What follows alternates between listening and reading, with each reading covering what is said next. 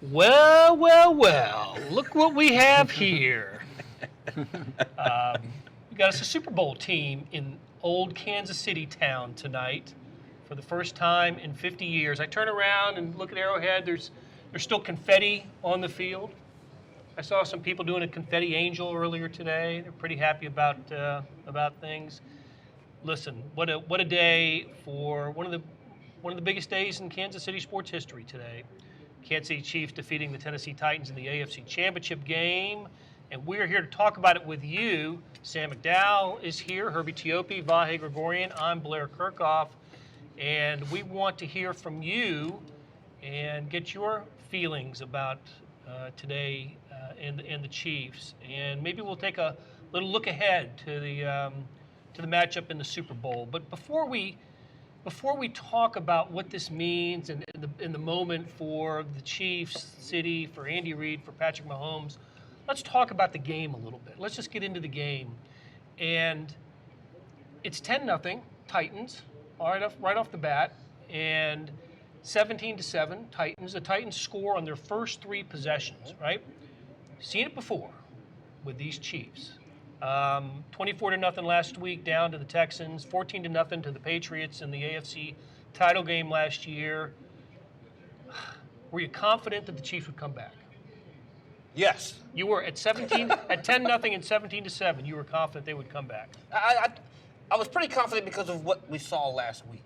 And granted, I was a little concerned coming into this game because I thought it would be a lot closer than what a lot of the pundits thought. But what we saw last week with Patrick Mahomes and this offense and that defense, they were able to flip a switch.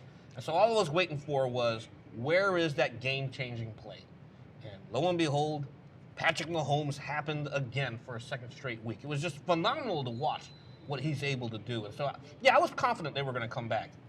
Just unanimous here. We're all confident. I felt like that. I didn't. Let's put it this way. I didn't feel like I knew they would come back, but I didn't really feel concerned they didn't have a chance to come back. I think 17-0, you start feeling a little different. Yeah, if it had gotten to 17-0. Yeah, if that would have happened, but it didn't get to that. There was an interesting question after the Chiefs scored their touchdown, the first touchdown, to me, that Tennessee scored again right away, and so that one of the things that happened with the Texans last week was that number didn't change. The Chiefs kept getting closer and closer, and it didn't change. In this case, they upped the ante after the Chiefs started scoring, but it didn't matter, and it was remarkably similar sense of how it played out in the first half to have a lead achieved by late in the first half after falling into a little hole early.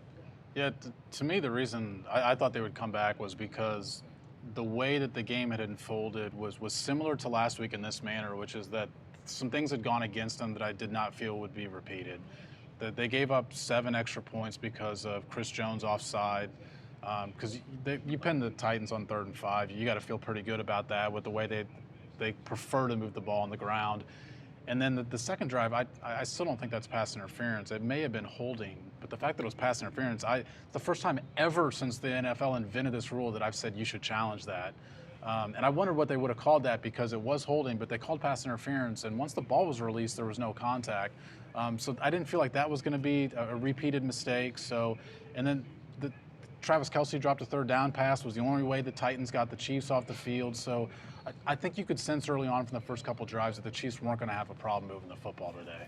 Yeah, but didn't we all kind of agree that this is the one opponent that you couldn't fall behind on, not 2 scores at least? I mean, not with Derrick Henry, not with the play action ability of this team. This is the team you did not want to be chasing. So how did the Chiefs get back into this thing? Well, to that point, real quick, too, Tannehill, we all know didn't throw for 100 yards in the first 2 playoff games, threw for 100 just after the first quarter. 120 in the first half. Yeah, and so obviously they play action was working? It was, yeah. It was all they were running was play action and handoffs. Every passing play, except for some reason they emptied the backfield on 3rd and 2. But every passing play was play action, and it fooled the Chiefs for a few plays. I think what happened, I don't know if this is a good way to phrase it, but it just, the inevitable force of the Chiefs' offense just suddenly exerted itself in a way that I think at halftime you went in thinking that the Chiefs have this game. I thought that. I thought so too. 4-point game. Yeah. But you're absolutely right. I like the way you phrase that. Just the offense. I didn't feel at all today that the Titans were going to get stops, and I felt like the Chiefs eventually would get some stops. I'll tell you what, I just thought, man, was it Kelce that dropped the ball in the first, Yes. the first possession, Yeah. third Same thing as last week. Exactly, same as last week. I thought, where's the concentration? The one thing that they can't do is start like they did last week, and then Tyreek Hill drops a ball in the first possession of the third quarter, a first down, and I thought, I don't know, do they have it? Are they going to keep it going? But wow, look. But look, that was the moment, right? If the Titans were going to get back in it. Yes. I say get back in it. They're only down 4, but if they were going to make their claim, I think that was it, right? You felt like there was a chance we could have highlighted that play. Yeah, there was. And I don't remember exactly what the next series was for the Titans, but they obviously didn't score a touchdown. You're talking about the one in the after Tyreek Hill's drop or open the third quarter. Okay, but then the Chiefs forced a Titans punt, and Well, then there the you go. Chiefs turned around and scored to make it 28-17. Well, look, Patrick Mahomes, he's a nice player. He's all right. Yeah, he's okay. He's okay. You're right. He's pretty nice. A thing I got thinking about him was, and I guess we've all thought this in some other form, one way or another, right? But every time you think you're sort of not seeing the ceiling for what he can do, but you're like, the capacity to astonish you is kind of gone because he can do all these things. And then he does this run. And to that point, it's a new manner in which he Right. surprises you. I mean, Yeah. we've seen so many wild things that he's done with the jump pass this year, the left-handed pass, obviously, the no-look pass. And it's a new way that he's shocking you. And that run was unbelievable. I called it in the story I wrote, that was a championship run. I thought it was a play that was indicative of the moment for him.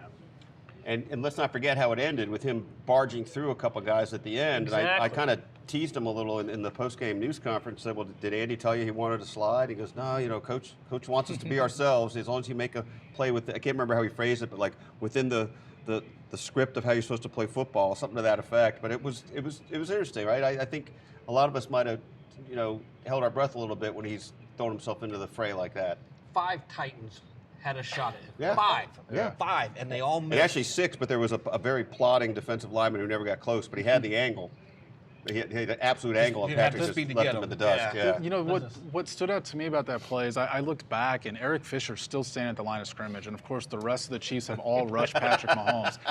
And he's got his hands on his head and then on his knees and shaking his head, and he's just like in amazement. And it's like, it's what all of us are up here doing. I asked Austin Reeder about that play in the locker room. I was like, what was your reaction to that? And he was like, it's probably going to show up on tape, but he didn't hustle because he said, I thought he stepped out of bounds. Then when I realized he didn't, he started running down the field. It's kind of like what Eric Fisher probably thought. There's no way in the world he stayed in bounds. But yeah, Patrick he's in was one bounds. of the few who realized, of course, and he's the one that matters, that the play was nowhere near over because he saw a little funnel there down the sideline. He just kind of got to the sideline and realized there was more there that he could shoot for. I don't think anybody could see that from where those guys were. I don't think they were not hustling. I think they just, were kind of caught off guard.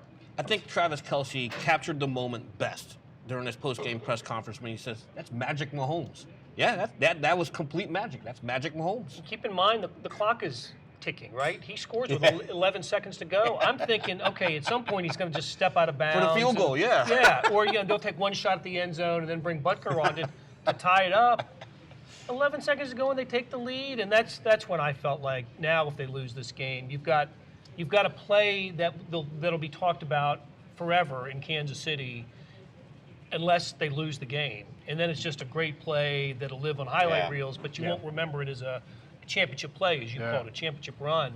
But when he made that play, I just thought, wow. And you're absolutely right. Another dimension, different dimension to his game. And we talked about, this week how his running has just become a variable that teams have to deal with now.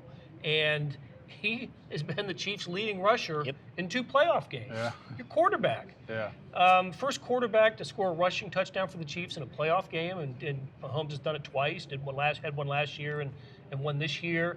What can't that guy do? Yeah, I think to get to the running aspect of this, it's hard to know where it derives from, why we're seeing it so much more now. Is it because he's willing to put his body more on the line than maybe you want to risk in the regular season? He understands the gravity of the moment. Or was he that affected by his injury mid-season? We know he was against the Titans because he admitted that, but we're seeing him look for areas to run the ball a lot more. And he actually extended plays within the pocket a lot today, too, to where he was looking downfield, and there was just wasn't anything there on that play. He was looking downfield, there just wasn't anything there, so he takes off. I don't think we saw him do it nearly to the degree of what he's doing it now. And again, I wonder if it's because he's feeling better or it's because he's like, this is the playoffs, I just want to win right now. A thing that's kind of unbelievable that's also part of this is that we'd have to look at the numbers exactly, but he was much more sort of hobbled late last season than I think we realized. And I think it would show up in how much he ran or didn't run last year. So he's the Mahomes of these playoffs has a different dimension just because of that than he would have had last year, which is remarkable to say when he had at least 3 sort of either aggravations or ankle issues, and of course the apparently momentarily devastating knee injury. Yeah. I mean, What knee injury? yeah, I mean it's that. Of all the things that have fallen the Chiefs' way, there's still, I just cannot believe that injury was We that. talked about it. His knee, if your knees are facing 12 o'clock, his knee was facing 9 o'clock. That's how twisted his knee was, his kneecap. Yeah. It was that twisted. The reaction from players was like, and we all thought, and I remember in the press box, like, are we witnessing the end of this Chiefs season as we know it? Yeah. You remember Clark Hunt actually said a couple of days or a couple of weeks afterwards he thought he had suffered a season-ending injury. So that was a worst-case type scenario when that injury happened.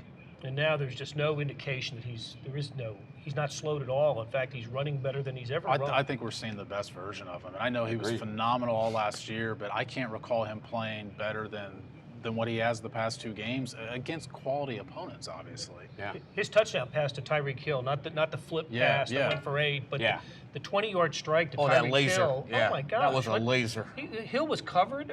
He had good coverage on him, and he just put it in the one spot where Hill could reach for it and get it. I thought that was a remarkable pass. I honestly still don't understand how a quarterback grips the ball in this cold. I don't get it. I mean, really, the receivers at least have gloves, but how? It's as if it's just 45 degrees and doesn't matter. I don't understand. I really don't understand the physics. That's a story. That's a show. a story. Not anymore. That's right. I wanted to look up the past box scores and see when the last time the Chiefs played in an environment that was, a temperature that was above, 30 degrees, above freezing. It seems like it's been a while. Does seem like it's been a while. Chicago with the last road game. Yeah. Chargers game was cold. Mexico City? Might have to go back. No, to because that was actually kind of chilly that night. Yeah, that was fun. You had to put on a sweater. That was kind of chilly. Come on. It's too bad Mellinger's not here to hear you call that chilly. Yeah, you guys might have noticed Sam is not here. He had to go home early tonight. He's still working on his column, and he said he'll join us again this week when we talk Chiefs again with you guys soon. So let's see. Larry Looper, good to see you again, and I'm glad you're tuning in. We'll get to the 49ers here in a little bit. We've got the game on, here in the press box, and let's wait till it's over before we take a look ahead. So let's move ahead and talk about let's take the helicopter view of this game, this occasion. One of the great moments, really, for an organization and a franchise that has had so much misfortune in postseason play, and we've talked about it so many times that you all know the games and the bad luck that the Chiefs have had, and now they have a Super Bowl appearance, ending 50 years of frustration. There aren't many teams in the NFL that have gone as long as the Chiefs have. Fourth longest drought, I think. Right, among teams that were still around then. I think the Browns, the Lions, and the Jets. Jets went the year before. Yep. And so those guys have been Browns in the and league. Lions have never been. Right. And Browns and Lions were NFL champs in the 50s and the 60s, and just like the Chiefs were in the AFL in the 60s. So Kansas City Chiefs are going to a Super Bowl. I think that 100,000 Kansas City Chiefs fans will try to go to the Super Bowl, at least. But I don't know how many tickets are going to end up in the hands of Chiefs fans. I think it's good for Chiefs fans that the Packers are probably not going to win tonight, and they'll be fighting. They travel well. Yep. 49ers fans for tickets. So, Vahe, you've been here for a few years. You've seen only the Andy Reid years in Kansas City. It's kind of funny, right? They've been terrific years. Yeah. Playoffs in all but one, winning records in all of them, but this was a pretty special moment for Andy Reid, for the Clark, for the Hunt family. Did I almost say the Clark family? Yeah. The Hunt family, not just for the players, but for them. All that, and it's interesting, right? So Andy comes, and you get the feeling he's changing the culture, changing everything. They go 9-0 when he starts, but they still have another one of those just crushing playoff losses Andy's first year, and they've had a couple. So in some ways, you start feeling like, okay, things are better, but when are they ever going to get to be what we hope it's going to be for Chiefs fans, what Chiefs fans feel? And then you get Patrick Mahomes, and I don't know if you guys all agree with this, but I think we've talked about it enough that we probably all see it the same way. Even when they didn't make it last year, you felt like that was the opening of a window, not the closing of one, and that this was going to happen. I felt like it was going to happen even before they got Patrick, but to think through, like, I was doing some of the math, more than 18,000 days. Sam McDowell and I both were on separate tracks doing the same thing. 29 quarterbacks in between Len Dawson and who started a game for the Chiefs between Len Dawson and Patrick Mahomes. Andy's the 12th coach since Hank Stram. Clark Hunt was 4. Doesn't remember being at that Super Bowl. He was, but doesn't remember. Yeah, has a photo to prove that he was there. But interestingly to me, Clark's first memory of a Chiefs game was the Christmas Day 1971 Dolphins loss. And I think, in a sense, that's the thing that you put behind today, right? The term he used was, we're hoping to blot that out in Miami when we go down there. And I think that's sort of the symmetry of this, right? And Clark even acknowledged that his mom was kind of giving him an elbow in the ribs, saying, I'd kind of like to go to one of these for our team before. Well, I still can. Right. About 4 years ago, she said that to him. So it made for some color and interesting points in listening to them tonight. And of course, we're all thrilled for Andy Reid, who's, I think, just a fundamentally decent guy who's had a great coaching career, and this gives him a chance to crown it. Yeah, I saw a moment with Andy Reid, and I was talking to Anthony Sherman in the post-game locker room afterwards, and Andy Reid came up to him. He had just gotten done with his post-game press conference and walked in and gave him a hug and said, "One more." And Anthony Sherman says, "Yeah, one more for you." And he said, No, for all of us. And he said, "No, for you." And just, I know I was standing there, but I still consider that a little bit of a private moment for them, not intended necessarily to be answering reporters' questions. And I thought it was just very indicative of just how the players view Andy Reid, for them to be considering, I mean, this is the pinnacle of their careers. Yep. And to be thinking about the guy you're playing for. Yeah. I mean, that's something, I think. It says a lot about who Andy Reid is and what the players think of him. For sure. Kelce actually mentioned that, too, at his post-game press conference, where he said, "Hey, I love Andy Reid. Getting to the Super Bowl is, like you said, is the dream of every professional player, but they do want to win it for Andy Reid, because as Kelce said, we're tired of the media saying he can't win the big one. Hey, we checked the box." We didn't say can't, by the way. He's probably talking about the national We pundits, said he has 'cause not. That is a national type argument or a national type debate. But he said, hey, we checked the box with the Lamar Hunt Trophy. Now we got to check the box one more with the Super Bowl championship. So it is, they do want to win it for the city, but also their head coach.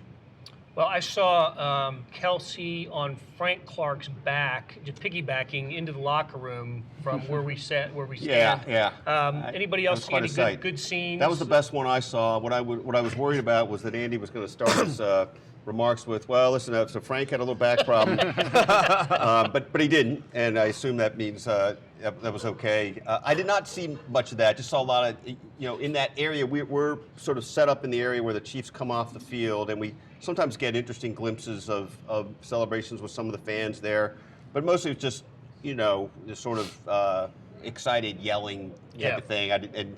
maybe some words we can't even use on Facebook Live after dark. But it was I didn't see anything any better than what you mentioned, Blair. Colquitt held court for like 40 minutes at his locker and answered absolutely every question. I thought that was really kind of him. I mean, all these KC guys that we've been talking about, these big slick guys were in the locker room after the game. I mean, Paul Rudd was in there. Jamal Charles was in there. Jamal Charles was in there. I asked Eric Stonestreet if he wanted to give a comment, and he was very nice and said he would be happy to do it outside the locker room later, but he's in their locker room right now. We didn't get a chance to reconvene, but I thought that was actually, I appreciated how he put it. Yeah. But probably the best scene happened on the podium. You guys all saw it on TV. I think I've watched that clip like 60 times now of Travis Kelce grabbing the mic. And there's so many elements that I catch each time I watch it. And my favorite is that Jim Nantz has no idea what's going on. And the way that Kelce grabs the mic, Nance's hand is on the mic, and so he has to grab his hand along with it. So he kind of gets yanked with it. And every element of that I just think is hilarious. But so I kind of dug into that story behind it. And what prompted me to do that is James Winchester, the long snapper, is coming out of the shower, and you can hear him before you can see him, and he's singing the song, the Beastie Boys song. And so somebody says to him, somebody says, "Hey, you're singing out loud," and he goes, "Yeah, blame Travis." And so I asked around, and they all get this song stuck in their head regularly because they play it on the speakers here all the time. And they said, "I feel like it's our song here. We hear it so often that by the time you go home that day, if we've scored enough points, you get to get stuck in your head." Is this going to become like the St. Louis Blues and Gloria? It could be. Kelce said when he was first asked the question, he had no idea what he was going to say. That's the best, though. Yeah, that's the best. The story that I ended up writing was a year ago when we were sitting in here talking about the Chiefs in the AFC Championship game. We were discussing a loss to the Patriots in a shootout, right? 37-31 in overtime. And we all know Chiefs never had the ball in the extra period because the Patriots won the toss, took it right down and scored. And 2 days after that game, Bob Sutton was fired. Yeah. And that started a sequence of events that was orchestrated and with purpose and intent, and the defensive staff was basically blown out, and veteran players who had logged a lot of great seasons in Kansas City were not brought back. Yep. And I think Brett Veach and Andy Reid made a statement after the game, and they knew they had, a Cadillac of a quarterback and an offense that could score with anyone. They weren't stopping anybody on defense. We saw it late in the regular season last year. They were giving up 4 or 5 touchdowns a game and having to outscore everybody. Well, tonight was the reason they made all the changes, and it paid off. It paid off, and Brett Veach talked about it a little bit in the post game. So, bringing in Tyrann Mathieu and Frank Clark and Damian Wilson and Brashard Breeland and Alex Okafor and Emmanuel Ogbah, 2 guys that didn't play because of injury. They made it a point to change their defense, and they brought in the right guys, and they guys with attitude and edge to them. And Frank Clark really has an edge to him. Oh, absolutely. Yeah, as we heard tonight. And I think this is why the Chiefs are here, or why they're going to the Super Bowl. I'm going to think this offense, as long as they've got the guys that they have, in their primes, Hill, Kelce, and young Mahomes, I think they're going to continue to roll and score. They needed to improve the defense, and that's what got them to where they're going. Yeah, and to me, the biggest name is Spagnuolo. I mean, Steve Spagnuolo has I think you could argue has been their biggest offseason addition. And I know Tyrann Mathieu's been incredible, but we saw a lot of talented guys, I think, in the Bob Sutton defense that did not perform the way this defense has performed late season that I'm not sure could have carried this team to the Super Bowl. And they made adjustments today, and I think what's even more impressive, and you might have gotten into this a little bit, Derrick Henry was a second-half running back. We heard that all week. Yeah. That this guy did all of his damage in the second half, and he was held to virtually, I don't know. 7 yards. On 7 yards. three attempts. Yep, 7 yards in the second half. I mean, they made some sort of adjustments, and that's what's been most impressive with these last 2 weeks is they've struggled early on, and the in-game strategy has changed. And I think that, to your point about the adjustments, my first time around on this beat with Bob Sutton as defensive coordinator, that was always the biggest knock. Why aren't you making the adjustments? Try something new. Yeah, come out at halftime and adjust to what was killing you in that first half. You don't have that problem here. Spagnuolo does make those adjustments, and like you said with Derrick Henry was a bad mofo coming into this game. 377 yards against the Patriots and the Ravens. That's an average of 188.5 yards per game. 69 yards today. He was a bad man, but as Frank Clark said, with that edge, we're the baddest mofos on the planet. I think yeah, he said they are. MFers. Yeah, MFers. We're the baddest and MFers. that's how he said it, right? He said MF. on the not- planet. Yeah, We're not they cleaning stopped that him. up. Yep. Yeah. Brian I see. LaBerge says Mike Pennell was a difference maker, and he's right. Remember Pennell, they got in mid-October and wasn't active for the Chiefs game at Tennessee. Daniel Beisinger agrees, and says Daniel Sorensen has really risen. And you spoke to this, that Sorensen's play the second half of the season has been really, really good, really solid. I thought, as well as the defense played today, and as well as they defended Derrick Henry, that the defensive kind of moment of the game was Sorensen's hit on Ryan Tannehill, when in the open field, just knocked him flat. I had to stop right and say, who did that? And you're like, Right. you got Sorensen. Yep. Rubber meets the road. There were 3 or 4 big hits today. Tyrann Mathieu had a couple as well. Yes. And that one, he had one that it looked like he could have hit him much harder, and it still was hard. He Yeah. just 2-inch shoves him down. Yeah. We have several who are getting us to recognizing Chris Jones' game today. Yes. Chris Back-to-back Jones plays. Remember that in that Yeah. on that one series when the first series that he played from first down Started on. playing it every down. Right, almost, every down. Yeah. Sorry, Blair. No, I was going to say, and this after he got off to such a bad start with his encroachment penalty that kept alive Tennessee's first scoring opportunity. I asked him after the game if he was going to be 100%. I said, are you going to be full go for the Super Bowl? Because even though he did start playing every down, he was limited today. And he said 1,000%. Now, that is a guy that obviously wants to play, and there's not a lot of ways you can really answer that, but he was pretty forceful that he thinks he'll be full go once the Super Bowl comes. You get an extra week. Bingo. So that's going to be helpful. Yep. Huge. Okay, they do get the extra week, and game number 19 approaches, 23 if you count the preseason. And You don't count the preseason. Don't count the preseason. Did we still did we cover 'em. did we cover preseason games? I don't know why, but I'm yeah. counting them. And we count him. They count. They count. So the long season continues for the Chiefs. Let's see. Since Super Bowl IV, they played 14 regular season games. It'll be the longest season in Chiefs history, right? Yeah, interesting. In terms of number of games played. And it looks like, and they're going to be playing the San Francisco 49ers in the Super Bowl, a team with a terrific defense, a really good running game. Good play call. Really good tight end. Yeah, and Kittle's a tight end. Two best tight ends in football. Met them in the preseason. Did they play him? I can't remember. I think so. See, look at preseason doesn't count. They did because D Ford didn't come back. That's and right. play That was game. we were looking for. So obviously T4. they'll be playing the guy that maybe cost them going to the Super Bowl Yep. last year. It's kind of interesting. Yep. We have been told that the Chiefs will be a 1-point favorite. They'll open as a 1-point favorite against the 49ers. Even though they lost to the 49ers in the preseason, Oh. 27-17. Oh, Completing the Chiefs' they revenge tour. that's right. Please write a column on that great season. What did we learn from that game? But it is interesting, isn't it, that to get back to the Super Bowl, the Chiefs did have to beat 2 teams they lost to during the regular season. And I think that's rare. I think that's rare. Not unprecedented, but rare, and I think another little bit of a statement about where this team is. Adjustments? Yeah.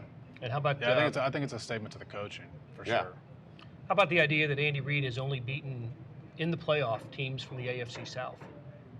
How about that? How about that Andy Reid has now doubled his career winnings against the Tennessee Titans? That's This exactly week. right. And he evened his record as a playoff coach. Yep, 14 and 14 14. 14 and 14. There we go. All sorts of Andy Reid trivia going Not here. showing off, not falling too far behind. Teasing. So the question I guess we ask ourselves is, did we notice anything or anything about the celebration tonight that leads you to believe that the Chiefs are satisfied with what happened here and they look at the Super Bowl as bonus time? Or I think everybody I talked to or heard from was talking about unfinished business and one more game. And Mahomes talked about that as well. There was a lot of comments about that, but I did think that the celebration was worthy of the moment. It wasn't the past couple playoff games that we've seen where the focus is immediate on next week. I did think they enjoyed the moment And tonight. what's interesting is, I believe that too, but I also believe it was sort of calibrated with the feeling of, it's 2 weeks till that next game. But I didn't good feel like it point. was over the top either, right? I didn't feel like this was a team acting like there's no mountain left to climb. Right. I think they're cognizant of that, and what that all means in the end, who knows? I mean, the other squad's going to play too, and have a lot of the same stuff going on. But I just feel like you've got tomorrow to think about the 49ers or the Packers, and obviously now we see it's the 49ers. And when you make the Super Bowl for the first time in 50 years, you deserve to celebrate. Yeah. And I don't think it means anything about ignoring what you have ahead. yeah, I think that's right. The fact that they did it at home says a lot, too. Absolutely, The yeah. fact that Clark Hunt held up the Lamar Hunt trophy and said, this is for you guys, not us, but like the fans out there, best fans in the world. It would be funny if he said this is for Brian Hardy says the pressure's off. Chiefs will bring it in the Super Bowl. Kind of right. The getting to the Super Bowl was the pressure for the Chiefs. I think Andy Reid changes that, though. I think the fact I that, think so, too. that I feel like they're talking so much about Andy Reid, he's never won one, 21 years. I think that adds some of the pressure back on the Chiefs a little bit. Win one for the Gipper. I do think there's even a know little that? bit of that. I do know that. Okay, all that right. dynamics in play here, right? And team will be a reflection of Andy. I think Andy will have prospered by his previous experience, and I think he's got the quarterback he's never had before. So I think all systems will be go, but I think that does change the view of it. Yeah. And it's a team that, despite being the best team the past 2 weeks, has not played well in the first quarter for the past couple of weeks. And heck, we said this going into this game, like you mentioned, Blair, that we weren't sure they could come back against this team if they got down. The 49ers are a really good football team, and I think playing as well as anybody has in the NFL all season, consistently when you look over what's it been, 18 games now, there's a reason they're the number 1 seed. In the NFC, the Chiefs have played a 4 seed and a 6 seed. This is the best team I think they're going to face for sure in the playoffs, if not all season. The thing that jumps out to me about the 49ers, remember when they were winning early? They were I think they were the last undefeated team in the National Football League, and they had a lot of doubters. I know I wasn't sold on them. There were two signature Because wins. the schedule at that point wasn't great. The 2 signature wins that really grabbed my attention. The one when they went to New Orleans and put up 40-plus points on, then was a top 5 defense. And then the beating Seattle. Those were huge. This is a good, almost cuss. This is a good team. It's after dark. Cussing is All allowed. right, the 49ers are a good damn team. Someone asked if we know. Sorry, kids. Oh, it's not as bad as my Christmas night a few years ago. Someone asked if we know who the home team is in the Super Bowl. I think it's the AFC team. It's the Chiefs, and that's why I guess they'll be using the Dolphins' facilities for either the facility, AFC factor or Okay, Yeah. and I think that means they get to pick the uniform they I'll want be to wearing wear. red. Yeah. Will it be the all red though? White on white. Go white.